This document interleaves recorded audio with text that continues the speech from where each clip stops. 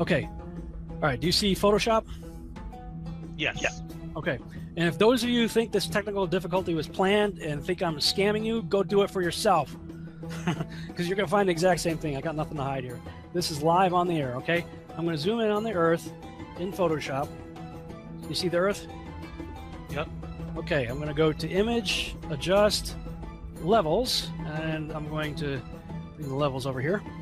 And I'm going to bring the levels up. Uh-oh. What is that? Oh, wow. Yeah, wow. Why is there a square box around the Earth allegedly taken from the scientists on the moon in Apollo 17? And people wonder why I don't trust NASA. That's why I don't trust NASA. I mean, they're always out there saying, you know, Rob, everybody's trying to show you stuff from space and you keep rejecting it. This is why I reject it. These guys are liars, you know? Then you got other pictures like this, the blue marble, right, that come out. Okay, well, there's a big problem with the blue marble, and I'm going to zoom in here and show you what the problem is. These are all composite images where they are really not very good at Photoshop because they're using the Photoshop clone tool to replicate clouds. This cloud is a copy of this cloud. See the formations? They're identical. Identical formations, side by side. Wow. Right? These right here, side by side, side by side. See this kind of W-looking shape right here, replicated right here. This cloud is exactly the same as that cloud. You know, same clouds right there, and same thing on the other side of the world. They got the same thing going on. They got careless. Here, look, 1, 2, 3, 4, 5 of the same formations replicated right there. These two replicated, same exact formations right here. This right here is clone of that right there. I mean, really? So you're telling me that we could take pictures of Jupiter and Saturn, huge, massive planets, and now we're out going to Pluto, but we don't have one legitimate picture of the Earth? Okay, so we have the picture of the Earth. Now, if you take the picture and you turn it upside down, do a 180, you can clearly see over in the top corner right here that there is a subliminal message that says sex. It's spelled out in the clouds and it's as clear as day. And if you studied any of the subliminal messages throughout history, this is classic. This is exactly how it's done. They put the word sex all throughout Disney movies, in fact. The reason why is because your subconscious reads the word sex and then it relates that image to sex, a pleasurable thing. And the conscious mind is not supposed to see it, but your subconscious mind is being programmed. Now, what I do not understand, why are there subliminal messages inside of an official photo released by NASA of the Earth? When you try and search for a picture of Earth from space, you'll find surprisingly few of them. In fact, all of them, including this one, this is from NASA, it's called the Big Blue Marble. All of them are composites. NASA will freely admit to them being composite images or CGI or Photoshop. It is photoshopped, but it's has to be. I'm the idiot when NASA gives us pictures like this. The Earth from the moon. However, when you run it through photo forensics, it comes out like this. Clearly a fraud. They're stealing your money and showing you cartoons and CGI. Wouldn't that make a difference if it was a globe or if it was flat? Because they keep showing you cartoons of a globe. They show you CGI of a globe. They're stealing your fucking money. If it's flat, that begs the question, hey, what the hell have you been showing us this ball for all this time? What have you been doing with our money? Did you guys go to space? Is evolution actually real? Did you guys just make this shit up? See, these are the questions we need to be asking. There might be more land out there to be discovered. There might be a fucking firmament up there. We don't know. They've stolen our mind from us and stuck us on a cartoon ball. They basically stole our minds and enslaved us by showing us a picture of a ball. Said, here's what you live on, it's a ball. And then they show us a different picture of a ball. And here's a different picture of a ball. And everyone's just like, yeah, that's the same place. It doesn't matter if the colors of the continents change. It doesn't matter if the color of the oceans change. It doesn't matter if the continents change sizes, change locations. Whenever I point out to people that the continents are changing sizes and locations, you know what they say? That's just the angle of the camera. All those pictures are taken with different cameras, and it's just the angle of the camera why they look different. The angle of the fucking camera shouldn't make the North American continent double in size. The angle of the camera shouldn't make the North American continent go from a green landscape to a fucking desert continent.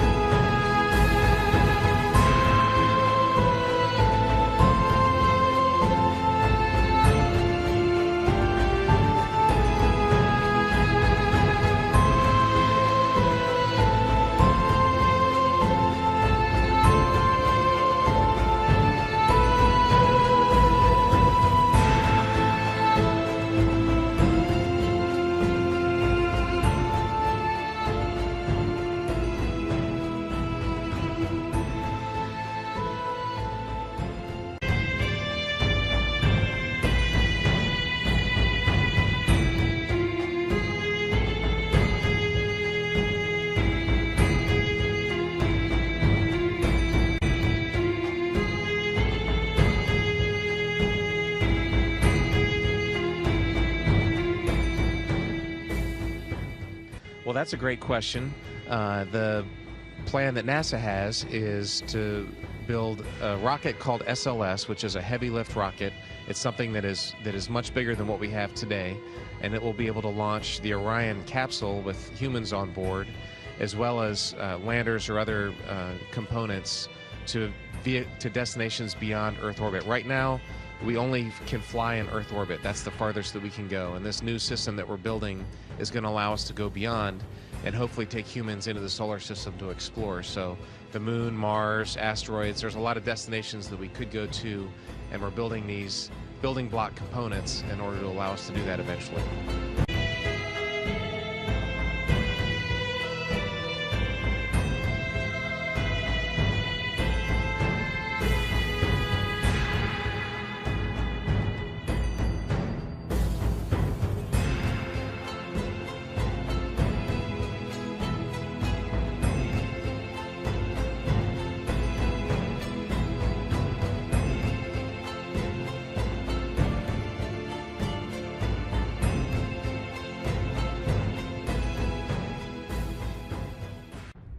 As we get further away from Earth, we'll pass through the Van Allen belts, an area of dangerous radiation.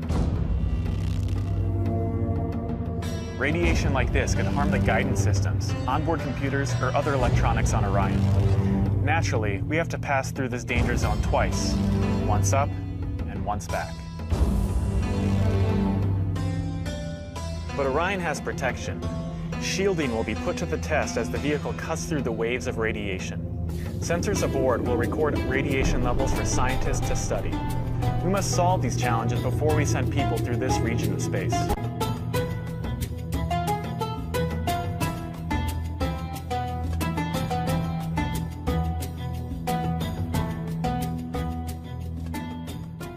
We have to introduce the concept of free fall. So let's use this model of the Earth. And let's enlist the help of a friend, Patsy. You might know her.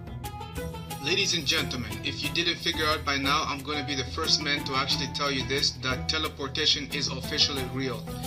We are live in the ISS, and guess what? Teleportation is real. Let's go back and relook at that clip again. You see? Now watch. Oh, wait. See? This, ladies and gentlemen, should let you know that this is only done through the usage of chroma key. This is chroma key technology. This is green screen or blue screen technology.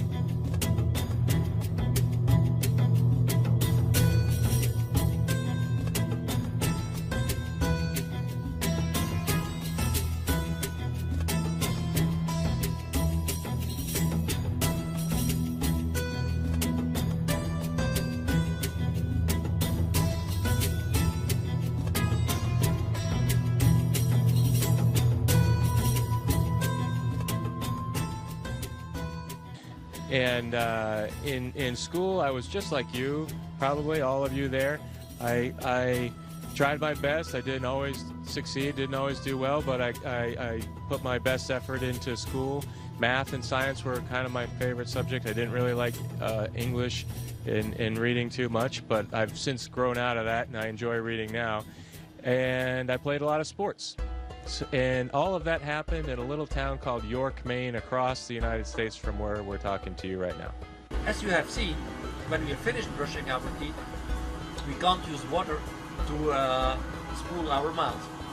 So we just get rid of the toothpaste in a small cup like this, which of course, after a while, we exchange. Spitting. That's going to be a problem. So we swallow our toothpaste, we swallow our toothpaste, we swallow our toothpaste, swallow our toothpaste.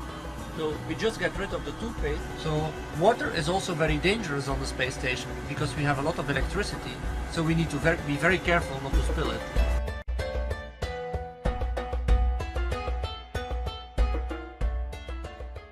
I'm curious, because I know you have kids at home, how do you stay close to your kids? Oh, wow.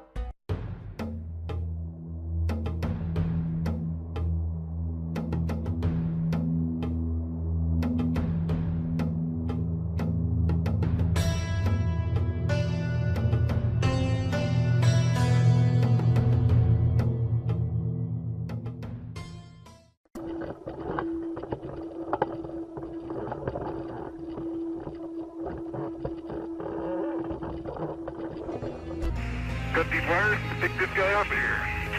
Okay, that's it's a little bit more. So we can see your hand now. See if we can see your thumb. We can see your hand now? We can see your thumb?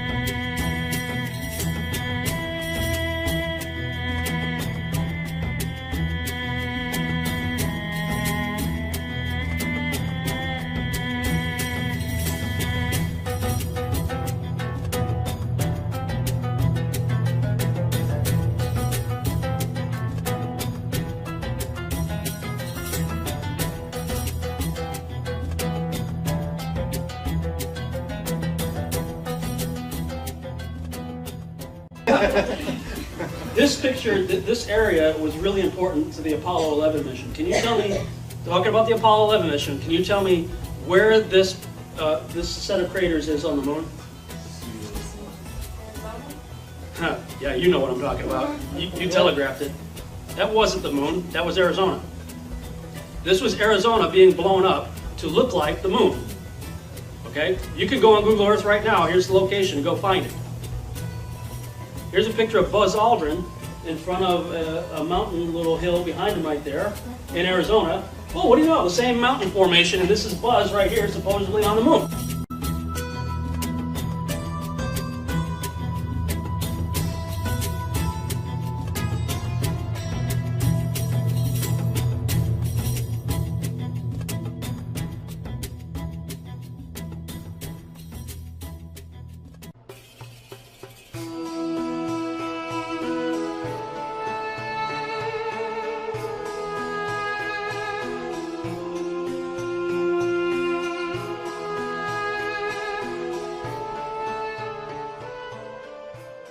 Absolutely unreal. Although it appears that the astronauts are moving in the moon's gravity, which is 1/6 that of the Earth, Percy notes that when the speed of the film is doubled, the astronauts appear to be running as if in Earth's gravity.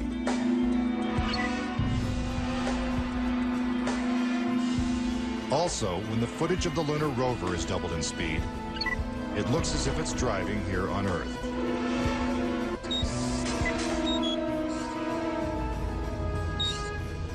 If there is no air or wind on the moon, why is this American flag waving? Lighting is a major flaw in the lunar photos.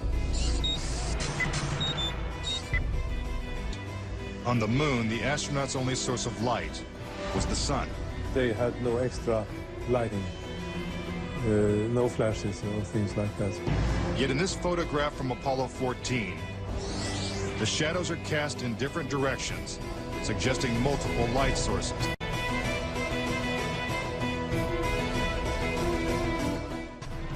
Why do some of these images shot at different times and different places appear to have identical backgrounds?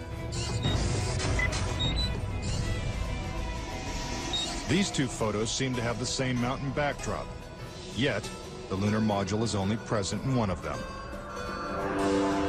Seemingly impossible, since the LEM never moved and its base remained even after the mission. What a ride, what a ride.